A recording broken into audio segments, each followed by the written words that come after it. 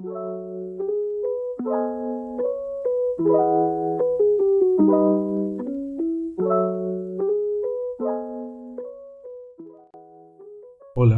buen día, tarde o noche. El día de hoy no hay un podcast como tal en el canal. Por distintos problemas personales no me ha alcanzado el tiempo a cubrir el podcast que correspondería al día de hoy. Pero la verdad es que tampoco quería dejar sin contenido esta semana al canal.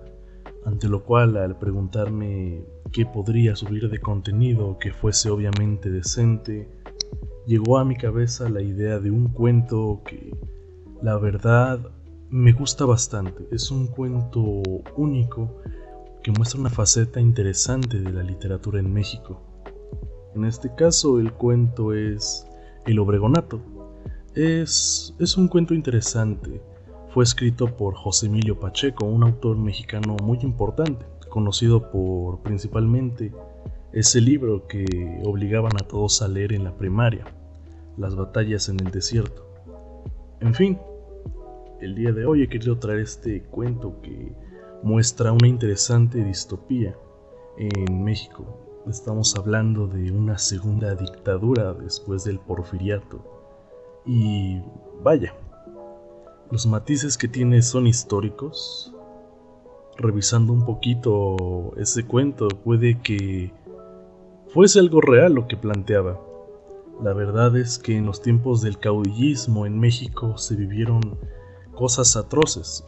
En este caso, este cuento es encabezado al personaje de Obregón, un presidente que a veces no se le da demasiada participación respecto a la historia mexicana, pero que en realidad prácticamente sí pudo ser un segundo dictador mexicano. Pudo establecer una dictadura fuerte, opresiva y realmente atroz, debido a que, su legado histórico fueron un montón de matanzas, de políticas invasivas contra las libertades personales y los derechos humanos. En este caso, este cuento de José Emilio Pacheco, El Obregonato, trata de qué hubiera pasado si el caudillo no hubiese muerto. ¿Qué hubiese pasado si este famoso caudillo, este genocida, hubiese continuado viviendo?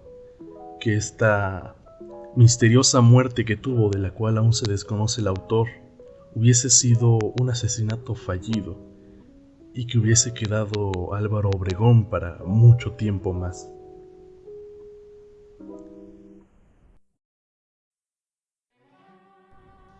El caudillo alzó los ojos para mirar al hombre que le mostraba su dibujo en el blog. Se encontró ante la pistola calibre 22 que José de León Toral se disponía a accionar. Fue un segundo. En ese instante, desde las mesas del fondo, dispararon al mismo tiempo Ernesto Domínguez Puga y Pepe Batán. Una bala destrozó la clavícula de Toral y la segunda le dio entre las costillas. Álvaro Obregón se levantó manchado de sangre e impidió que los asistentes al banquete lincharan a su posible asesino. Los dos agentes de las comisiones de seguridad que le salvaron la vida se abrieron camino a golpes. Llegaron junto al general que había sido presidente de 1920 a 1924 y volvería a serlo desde 1928 hasta su muerte en 1968. Obregón el Invicto, el más grande general mexicano de todos los tiempos, el estratega que jamás perdió una batalla, repetían en la televisión y en la radio la mañana del 2 de octubre en que fin se hizo pública la noticia de su muerte. El caudillo inmortal, el padre de la patria, el rayo de la guerra, el héroe de la paz, que como presidente vitalicio, secretario del PRO y jefe máximo de las Fuerzas Armadas, condujo a México a lo largo de casi todo el siglo XX, añadían. Exhortaban al pueblo a manifestarse con su dolor en las calles y plazas y ante la inmensa estatua ecuestre que rivalizaba con la de Cristo Rey. Se erguían en los campos de Celaya, en donde Obregón perdió su venerado brazo, pero también acabó con Francisco Villa y la División del Norte, que era en realidad el Ejército del Norte. Las brigadas del PRO, Partido Revolucionario Obregonista, fueron las primeras en llegar al Zócalo de Ciudad Obregón, como se llamaba desde 1935 a la capital mexicana. Las escenas de duelo y llanto abundaban en todo el país, en contraste con el júbilo de los que tocaban el claxon, ponían a todo volumen música de los Beatles y gritaban su dicha al verse libres por fin del logro omnipresente. El manco había ocupado su vida entera desde que en la escuela de párvulos les enseñaron el catecismo obregonista. ¿Cómo se obtiene la paz? Derramando un poco de sangre mala para que pueda vivir y prosperar la sangre buena. ¿A qué aspiran los niños mexicanos? A venerar al caudillo y a tratar de ser como él en todos sus actos. ¿Qué es el poder ejecutivo? El poder de ejecutar la voluntad de la patria y defender la muerte contra los enemigos de la revolución obregonista. En el castillo de Chapultepec, los embalsamadores momificaban el cuerpecillo a que se había contraído la figura impotente del estratega. Al enviudar por segunda vez en 1948, Obregón se casó con la gran estrella María Félix. La pareja presidió las celebraciones de los 40 años de la Revolución en 1950 e inauguró la era de la pantalla televisiva con su mensaje para el próximo medio siglo. A los años 70 el caudillo parecía inmortal. Su imagen no tenía nada que ver con la efigie de los años revolucionarios. Era esbelto y erguido, ya sin la corpulencia ni el arcaico bigote de puntas. La cabeza rape le daba la imagen de un emperador romano. Sus aduladores lo comparaban una y otra vez con Julio César y veían en su libro 20.000 kilómetros en campaña una obra igual o superior a la guerra de las Galias. Antes de recibir al gabinete en pleno, el primer ministro Gustavo Díaz Ordaz se reunió con Fidel Velázquez, secretario general de la COT, Confederación Obregonista de Trabajadores, y con Ernesto Domínguez Puga, el Hoover mexicano, que desde 1929 estaba a cargo de la Obrepol, la omnipotente fuerza de represión y espionaje, la NKVD y el FBI de México. Sin la Obrepol no se explicaba lo que el general Eisenhower llamó el milagro de Obregón. Un país en perpetuo caos que halló al fin la paz y el comienzo de la prosperidad bajo la mano firme de un caudillo, amigo de Estados Unidos, que representaba para ellos un sistema al menos en teoría revolucionario, capaz de oponerse al comunismo y apoyar a todo a Washington y a Wall Street, a la empresa privada y a los grandes negocios. Obregón es un bribón, pero es nuestro bribón, concluyó el vencedor de la Segunda Guerra Mundial. El cesarismo, la voluntad de uno contra la voluntad de todos, el poder imposible de compartir. Cada cierto tiempo el caudillo se deshacía de sus antiguos hombres y nuevas generaciones ocupaban los puestos de mando. El que no destacaba era eliminado. Quien sobresalía y llegaba a amenazar con su brillo el resplandor de Obregón caía en desgracia para no volver a levantarse. Desde España, Argentina y Cuba el exilio mexicano alimentaban una campaña incesante de odio. Encontraban aliados en todas partes. La dictadura esclerótica de Obregón es una vergüenza para el mundo, Jean-Paul Sartre en 1958. Y los libros y artículos feroces de Martín Luis Guzmán y José Vasconcelos circulaban donde quiera menos en México. Obregón se abría a la prensa internacional, conservaba su antiguo encanto, su buen humor y su humildad aún eran capaces de desarmar a sus críticos. He tenido que sacrificarme, muy a mi pesar, ante quienes me ruegan que continúe en el poder. No tengo más ambición que la de servir a mi patria. Yo soy en el fondo un simple agricultor. Lo que más quisiera es retirarme a cultivar tierra en mi hacienda de Nainarí. Culto la personalidad. Yo no pido nada para mí. No puedo desairar a quienes me levantan estatuas y ponen mi nombre a las obras públicas. ¿Que en México hay corrupción, miserias e injusticias? Sí, ¿cómo negarlo? La tragedia social que nos legó el porfiriato era tan terrible que en todos estos años de la revolución obregonista apenas empezamos a remediarla. Denos tiempo, no nos juzguen con tanta severidad. Yo trabajo las 24 horas del día. La luz de mi escritorio en el castillo de Chapultepec está siempre encendida. No descanso. Sé que es mucho lo que me falta y me duelo y me desespero por ello. Presos políticos, no hay uno solo en México, pero somos implacables con los bandidos que quieren destruir la obra de nuestro pueblo. No lo permitiré, por eso estoy aquí, por voluntad popular. Cosa rara en su especie, al caudillo le gustaba la poesía, al menos cierto tipo de poesía, leerla, escribirla y sobre todo escucharla. Durante 40 años hubo una producción sin tregua de alabanzas en verso. Por ejemplo, este fragmento del acróstico que en 1960 dio al poeta Juan Bosco Malo el primer premio de los Juegos Florales para el cincuentenario de la Revolución Obregonista.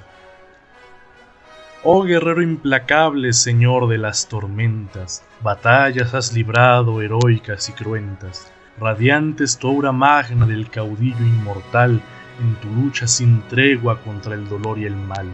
Guerrero y estadista, patriarca y ciudadano, Obregón es el padre de todo mexicano.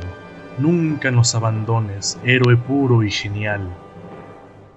A comienzos del siglo, el Obregón de 20 años esperaba en Sonora los días que llegaba el atado con números de la República Liberal, el periódico que Díaz subsidiaba para dar un medio de expresión al ejército frente al imparcial de los científicos. Recortaba 2 secciones, el arte de la guerra por el coronel Rendón, el gran teórico militar del Porfiriato, y Ecos del Boulevard, en el que el cronista Craquinville Juan Valle trataba de inventar a la capital como una París y una Babilonia de América. Qué triste es México, decía otro autor decadente, Ciro B. Ceballos, pero el cronista insistía en presentarla como la gran prostituta de Babilonia, el templo del deseo, el placer y el pecado. Su imagen se mezclaba con la silueta de Bianca Alfieri, la hermosa cortesana a la que amaba Juan Valle. El joven Obregón se fascinó con aquel invento, cumplió el sueño de tener la ciudad a sus pies como el vencedor, que en 1914, en 1915, en 1920, en 1924 y en 1929 hizo su entrada triunfal a la cabeza de sus ejércitos, pero siempre la aborreció y acabó por destruirla. Echó abajo la arquitectura colonial y los edificios Art Nouveau porfirianos. En donde estuvo México, levantó la ciudad Obregón a imagen y semejanza de Los Ángeles. Un poderoso estímulo para el gran cambio que fue la concesión de varias multinacionales automotrices.